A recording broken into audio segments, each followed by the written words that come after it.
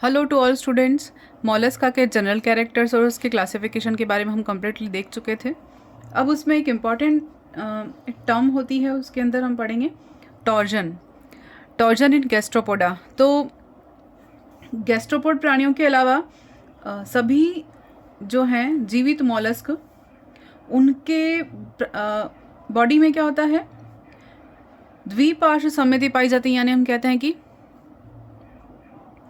Bilateral symmetry पाई जाती है। All the living mollusc except the gastropoda retain ancestors or ancestral bilateral symmetry of the body with mantle cavity lying posteriorly और laterally. लेकिन केवल gastropod के ऐसे और फाइलम है, ऐसा क्लास है जिसके मॉलस्का के अंदर टॉर्जन इफेक्ट पाया जाता है। अब टॉर्जन इफेक्ट होता क्या है वो देखेंगे। Gastropods on the other hand possess an asymmetrical body with the mental cavity lying anteriorly। यानी इसके अलावा जो गैस्ट्रोपोड प्राणी होते हैं उनका शरीर कैसा होता है, असममित होता है, यानी इनमें बायलेटरल सिमेट्री नहीं पाई जाती, केवल गैस्ट्रोपोड के क्लास में। तो गैस्ट्रोपोड प्राणियों का शरीर कैसा होगा, असममित होगा, और जिसमें जो मेंटल कैविटी है वो आगे की ओर होगी, और कवच यानी शेल और इंटरनल या वाइसरल्स ऑर्गन जो है वो स्पाइरली फॉर्म कॉइल्ड होकर पीछे की ओर चले जाते हैं। यानी मेंटल कैविटी कहाँ रह जाएगी, आगे की ओर, और उनका शेल है और उनका वाइसरल मास है वो क्या हो जाएगा, कॉइल्ड हो जाएगा, स्पाइरली कॉइल होगा, और पश्चिम यानी डायरेक्टेड पोस्टीरियरली पीछे की ओर ये सेट हो जाते हैं, दिष्ट हो जाते हैं। तो असममितीय होते हुए भी ऐसा माना जाता है कि गैस्ट्रोपोड प्राणी एक ऐसे अखंडित और द्विपार्श्व सममिति पूर्वजों से विकसित हुए हैं जिनमें एक शंकु आकार का छोटा सा कवच एक सीधी आहार नाल के पीछे एनस में समाप्त होता है। फिर पश्च भाग में अंतरांग जो है वो या वाइसरल ऑर्गन है के पीछे एक मेंटल कैविटी होती है।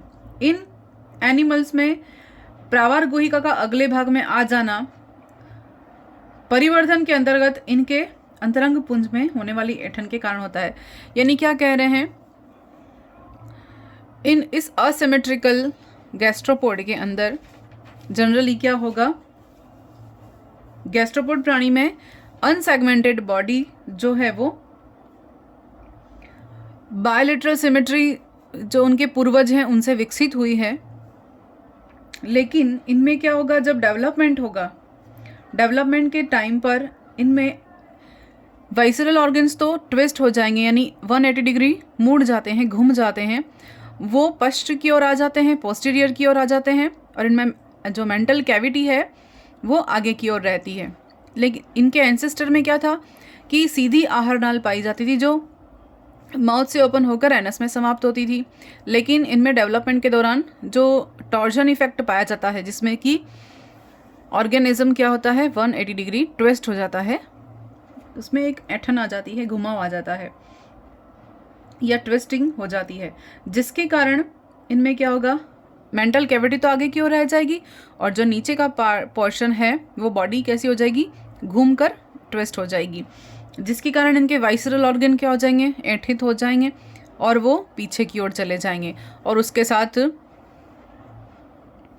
वाइसरल मास और शेल ये भी पीछे की ओर चला जाएगा। तो इस इफ़ेक्ट को हम क्या कहते हैं, टॉर्जन इफ़ेक्ट कहते हैं। ये इंट्रोडक्शन था, फिर डिटेल में देखते हैं व्हाट इज़ टॉर्जन, इसको हम डिटेल में देखते हैं। टॉर्जन और twisting is a process during larval development of gastropod. यानी लार्वल डेवलपमेंट के दौरान गैस्ट्रोपोड में, ये गैस्ट्रोपोड की ही विशेषता है, अदर किसी मॉलस्क में ऐसा नहीं होता, क्योंकि अदर सारे मॉलस्क में कौन सी सममिति पाई जाती है, बायलेटरल सिमेट्री प्रेजेंट होती है, लेकिन सिर्फ गैस्ट्रोपोड में बायलेटरल सिमेट्री नहीं होकर असममित शरीर पाया जाता है।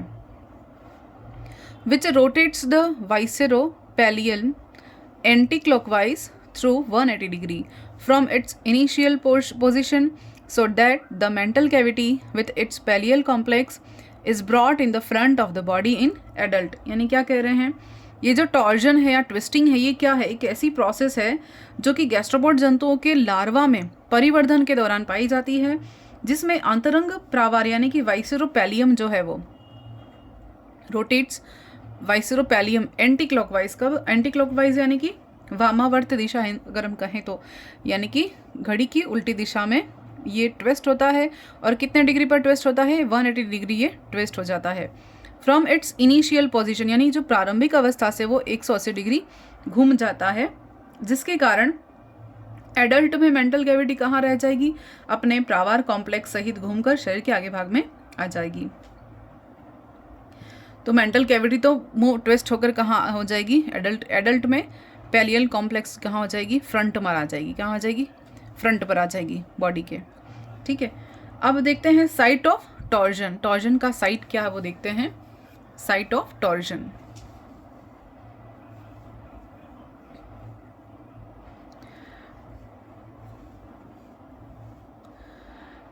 in larval gastropod only visceral mass undergoes rotation through 180 degree, whereas head and foot remains fixed। यानी क्या होता है कि जब ट्विस्टिंग हो रही है या टॉर्जन हो रहा है during the development of gastropod larva, तो क्या होगा? ओनली वाइसरल मास, केवल जो अंतरांग पुंज है या अंदर का इंटरनल ऑर्गन्स है, जो बॉडी है उनकी मस्कुलर बॉडी, वो तो क्या हो जाएगी? अंडरगोज रोटेशन थ्रू 180 डिग्री, यानी 180 डिग्री क्या हो जाएगी? रोटेट हो जाएगी। जबकि उनका सिर और फुट जो है वो उसी जगह पर फिक्स रहेंगे, यानी कि पैर और सिर तो जगह पे फिक्स रहेंगे, लेकिन बॉडी उनकी क्या हो जाएगी? ट्विस्ट हो जाएगी। इसलिए उनका जो नीचे का पोर्शन है वो पीछे की ओर चला जाता है। इसके आगे देखते हैं। तो साइट ऑफ टॉर्जन में हम कंटिन्यू करते हैं। क्या था? गैस्ट्रोपोड प्राणियों में जो लार्वा अवस्था में क्या होता है? इनके वाइसरल मास है जो वो तो 180 डिग्री घूम जाते हैं, लेकिन उनका हेड और फुट अपने पोजीशन पर फिक्स रहते हैं, उनमें ट्विस्ट नहीं होता। तो ऐसा होता है जिसमें कि अंतरंग पुंज के इस ऐठन का वास्तविक स्थान सिर और पैर के पीछे का भाग यानी नेक होता है। यानी नेक रीजन में क्या होता है? टॉर्जन होता है। Actual site of torsion is neck behind the head and foot, through which esophagus, rectum, aorta, visceral loop and shell muscles pass. Thus actual twisting involves the neck tissue and structure within it। यानी कि हो क्या रहा है कि जो वास्तविक torsion है वो किस में आ रहा है? नेक वाले पोर्शन में आ रहा है। हेड और फुट तो सेम जगह पर फिक्स है, लेकिन बीच वाला जो इनका पोर्शन यानी नेक वाला जो पोर्शन है उसमें क्या हो रहा है? उनमें ट्विस्टिंग हो रही है। तो उस ट्विस्टिंग के कारण क्या होगा? उनकी ईसोफेगस है, रेक्टम है, यानी बीच का जितना भी पोर्शन है बॉडी का, एओर्टा, वाइसरल लूप, शेल, वो सब क्या हो जाएंगे? उसमें उसके साथ ट्विस्ट हो जाते हैं। और इस प्रकार उनका नेक के जो टिश्यू हैं वो और उनके अंदर की जो स्ट्रक्चर हैं उनमें ही वास्तविक टॉर्जन या ट्विस्टिंग या घुमाव होता है। फिर देखते हैं torsion versus coiling. Torsion versus coiling मतलब ये टॉर्जन और कॉइलिंग में क्या सिमिलरिटी है, क्या अंतर है वो देखते हैं। तो torsion is often confused with spiral coiling of a visceral mass and shell, but the two are entirely distinct and quite independent. Torsion is not coiled of the shell which starts even much before coiling। क्या कह रहे हैं कि हम torsion या ऐठन या twisting को हम प्रायः किस में सम्मिलित करते हैं? उनमें क्या क्या होगा? यानी वाइसरल मास जो है वो और उसमें कवच, इन दोनों में क्या आएगा? स्पाइरल कॉइलिंग हो जाती है। तो स्पाइरल यानी कि सर्पिल कुंडलन समझने का इसमें थोड़ा सा हमें कन्फ्यूजन हो जाता है, ये स्पाइरल कॉइलिंग मानते हैं इसको। लेकिन वास्तव में क्या है? अंतरांग पुंज और कवच में जो स्पाइरल हो रहा है, जबकि दोनों प्रक्रियाएं एक दूसरे से बिल्कुल डिफरेंट है। यानी कॉइलिंग और टॉर्जन दोनों एक दूसरे से डिफरेंट है और फ्री है, दोनों एक दूसरे का कोई यहाँ पर इंटरकनेक्शन नहीं है। टॉर्जन इज नॉट कॉइलिंग, यानी टॉर्जन क्या है? कॉइलिंग नहीं है of the shell which starts even much before coiling. यानी क्या कह रहे हैं कि टॉर्जन कवच में कुंडलन के समान नहीं होती, क्योंकि कवच के कुंडलन का विकास शरीर ऐठन से पहले हुआ था। ऐठन में या जो टॉर्जन है उस कवच में यानी शेल के अंदर कुंडलन के समान ऐठन नहीं होता, यानी कॉइलिंग नहीं हो रही है, क्योंकि कवच के कुंडलन का विकास यानी कि शेल का जो कॉइलिंग है वो तो उस पहले ही हो चुका है। जब ये डेवलपमेंट हो रहा था उसी टाइम पर ऐंठन हो चुकी है, तो कॉइलिंग पहले नहीं होती है। तो ये दोनों अलग टर्म हैं। Coiling is achieved by a more rapid growth of the side of the visceral mass than the other. यानी क्या कह रहे हैं, जो कॉइलिंग है वो वाइसरल पुंज के या वाइसरल मास के एक पार्श्व की अपेक्षा दूसरे भाग में अधिक तीव्रता से होने के कारण वृद्धि होती है। यानी सिर्फ एक ही लूप में यहाँ ट्विस्ट आ रहा है नेक वाले रीजन में। या कॉइलिंग में क्या पूरा बॉडी कॉइल होती है, यहाँ पर कॉइलिंग नहीं हो रही। यहाँ पर क्या हो रहा है, सिर्फ थोड़ा सा ट्विस्ट हो रहा है। कहाँ पर, हेड और फुट के पोर्शन को छोड़कर नेक वाले रीजन में थोड़ा सा 80 डिग्री में ऐंठन आ रहा है, तो जो आगे वाला पोर्शन है वो पीछे की ओर चला जाएगा। तो इस तरह से इनके जो मिडल जितना भी पोर्शन है नेक के रीजन में जो आता है, जैसे ईसोफेगस है, एलिमेंट्री कैनाल है, रेक्टम, यानी जितना भी पार्ट है वो एलिमेंट्री कैनाल पूरी क्या हो जाएगी, ट्विस्ट या कॉइल्ड हो जाएगी। तो कॉइलिंग और टॉर्जन ये दोनों डिफरेंट प्रोसेस हैं। अगला देखते हैं, हाउ टॉर्जन अकर्स। टॉर्जन कैसे होती है या टॉर्जन कैसे होता है। Torsion is not merely N evolutionary hypothesis. Its occurrence can be seen in the embryogeny of living gastropod. क्या कह रहे हैं, गैस्ट्रोपोड प्राणियों में टॉर्जन का होना केवल एक उद्विकासीय परिकल्पना नहीं है। मतलब इवोल्यूशनरी टॉर्जन कैसे होता है, ये देखते हैं कि गैस्ट्रोपोड प्राणियों में ऐंठन का होना कोई इवोल्यूशनरी हाइपोथेसिस नहीं है। ये बता रहे हैं, क्या कह रहे हैं कि जीवित गैस्ट्रोपोड एनिमल्स में जब एम्ब्रियोजेनी होती है, यानी जब भ्रूणोद्भवन होता है, तब उसमें इसे देखा जा सकता है। तो इवोल्यूशनरी प्रोसेस नहीं है कि ये पुरानी इनके एंसेस्टर में ऐसा होता होगा, ऐसा नहीं है। क्योंकि मोलस्क के पहले हमने और किसी फाइलम के एनिमल्स में ऐसी घटना नहीं देखी, ना उनके लार्वा में देखी, ना किसी एडल्ट में देखी। इसीलिए टॉर्जन क्या है, कि इवोल्यूशनरी हाइपोथेसिस नहीं है, जबकि क्या है, उनकी एम्ब्रियोजेनिक डेवलपमेंट जो तो होता है उस टाइम पर इनमें एक फिनोमिनन होती है जिसके कारण जो नेक वाला पोर्शन है वो हल्का सा ट्विस्ट हो जाता है, यानी 180 डिग्री ट्विस्ट हो जाता है। तो ऐंठन से पूर्व लार्वा पूर्णतया सममितीय होता है, यानी कि जब ट्विस्टिंग होने के पहले, before the torsion larva is quite symmetrical, the mantle cavity phases backward and downwards. जब मेंटल कैविटी कहाँ होती है, पीछे होती है और नीचे की ओर दिष्ट होती है। कब, लार्वा अवस्था में, टॉर्जन के पहले, तो उनमें सममिति पाई जाती है। और a ventral flexures of the body results is looping of alimentary canal and approximation of mouth and anus, shell and visceral mass originally saucer shaped. क्या कह रहे हैं, बिकम फर्स्ट कौन,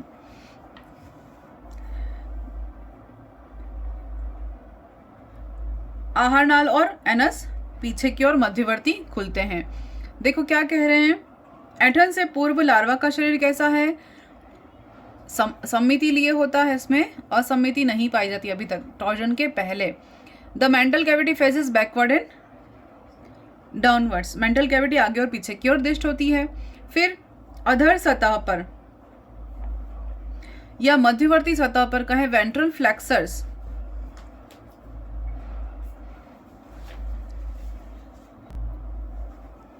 a ventral flexures of the body results in looping of alimentary canal and approximation of mouth and anus। क्या कह रहे हैं, जब शरीर में एक अधरी आकुंचन होता है, यानी कि वेंट्रल आकुंचन होगा या कॉन्ट्रैक्शन होगा अधर सतह पर, तब उसके कारण क्या होगा, बॉडी में इसके रिजल्ट के मतलब इसके परिणाम स्वरूप क्या होगा, आहार नाल में लूपिंग होगी और मुख और एनस दोनों पास में आ जाएंगे। यानी माउथ और एनस कैसे हैं, एक पास में आ जाएंगे। क्यों ऐसा होगा, क्योंकि लूप बन जाएगा। क्योंकि जो अधर सतह की पेशियां हैं उनमें क्या हो रहा है, आकुंचन हो रहा है। किसके कारण, ट्विस्टिंग के कारण। तो उस ट्विस्टिंग के कारण क्या हो रहा है, एनस और माउथ ये दोनों सेम पोजीशन पे आ जाएंगे, पास में आ जाएंगे। Shell and visceral mass originally saucer शब्द, और प्रारंभिक अवस्था में क्या होगा, अंतरंग पुंज के प्लेट के आकार के होंगे, फिर शंकु धारण करेंगे, कुंडलित हो जाएंगे, और इनमें क्या होगा कि कवच है और अंतरांग जो अंतरपुंज है वो क्या हो जाएंगे, सॉसर शब्द में आ जाएंगे। नेक्स्ट, लेटरल स्पाइरली कॉल्ड, यानी कि जो सॉसर शब्द शैल और वाइसरल मास सॉसर शब्द हो गए थे, उसके बाद इनमें कौन शब्द स्ट्रक्चर बन जाएगी और ये स्पाइरली कॉइल्ड हो जाएंगे। Shell lies dorsally and forms a coil on the anterior side such as shell is called exogastric, यानी क्या हो रहा है, कवच पृष्ठभाग में स्थित होगा और एक आगे की ओर कुंडल बनाएगा। कवच कहाँ स्थित है, डॉर्सली है, और ये क्या बनाएगा, एक कॉइल बनाएगा, शंकु बनाएगा, आगे की ओर ये कॉइल हो जाएगा और अग्रभाग में आ जाएगा। और शेल, इस प्रकार की शेल को क्या कहेंगे, एक्सोगैस्ट्रिक कहेंगे। एक्सोगैस्ट्रिक मतलब जठर, बहिर्जठर हिंदी में कहेंगे कि गैस्ट्रिक पोर्शन के बाहर की ओर इसका लोकेशन हो जाएगा, इसलिए इसको एक्सोगैस्ट्रिक कहेंगे। किसको, शेल को। फिर ventral flexures is followed by lateral torsion so that dorsal and exogastric shell become ventral and endogastric. फिर क्या हो रहा है, अधर आकुंचन के बाद, यानी जो वेंट्रल फ्लेक्सर हुआ ना, कॉन्ट्रैक्शन हुआ वेंट्रल पार्ट में, उसके बाद पार्श्वीय अध्ययन लेटरल साइड में भी टॉर्जन होगा। तो लेटरल साइड में क्या हो रहा है, टॉर्जन हो रहा है, जिसके कारण क्या होगा, डॉर्सल और एक्सोगैस्ट्रिक शेल बिकम वेंट्रल एंड एंडोगैस्ट्रिक। तो वापस से क्या हो जाएगा, जिसके परिणाम स्वरूप पृष्ठीय और बहिर्जठर कवच अधरीय और अंतर गैस्ट्रिक हो जाता है, यानी कि वेंट्रल फ्लेक्सर जो हैं उनमें क्या होगा, लेटरली टॉर्जन होगा। पहले तो आकुंचन हो गया और इसके बाद पार्श्व सतह पर भी क्या होगा, आकुंचन होगा, जिसके कारण पृष्ठ सतह या एक्सोगैस्ट्रिक जो शेल थी वो वापस से क्या हो जाएगी, वेंट्रल या एंडोगैस्ट्रिक हो जाएगी। फिर आगे देखते हैं,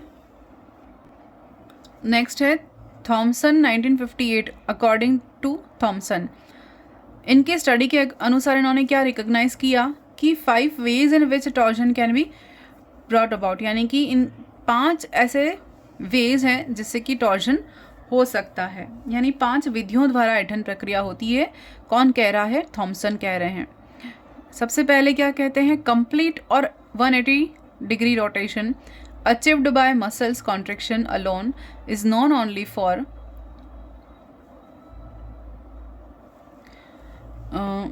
एक्मिया इन, और इसको क्या कहेंगे, एक्मिया को हम कह सकते हैं आर्कियो गैस्ट्रोपोडा। सबसे पहले क्या होगा, अकेले पेशीय संकुचन द्वारा, यानी सिर्फ कहाँ पर कॉन्ट्रैक्शन हो रहा है, achieved by muscles contraction alone, यानी कि केवल और केवल मसल में कॉन्ट्रैक्शन होने के कारण कंप्लीट 180 डिग्री रोटेशन हो रहा है। और ये कहाँ देखा गया, एक्मिया में देखा गया, जो कि आर्कियो गैस्ट्रोपोड है। दूसरा टाइप क्या है, 180 degree rotation achieved in 2 stages, यानी 180 डिग्री का रोटेशन कहाँ देखा गया, 2 स्टेजेस में देखा गया।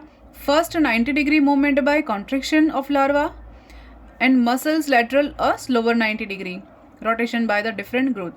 It is the commonest mechanism which is known today. Example कहाँ है, हेलियोट्स और पटेला। तो क्या कह रहे हैं कि 180 डिग्री का घुमाव हो रहा है, लेकिन 2 अवस्थाओं में हो रहा है। 2 अवस्थाओं में, जैसे पहले जब लार्वा में कॉन्ट्रैक्शन हो रहा है मसल्स के अंदर, तो वो कॉन्ट्रैक्शन किसके द्वारा होगा, 90 डिग्री में घुमाव के कारण होगा।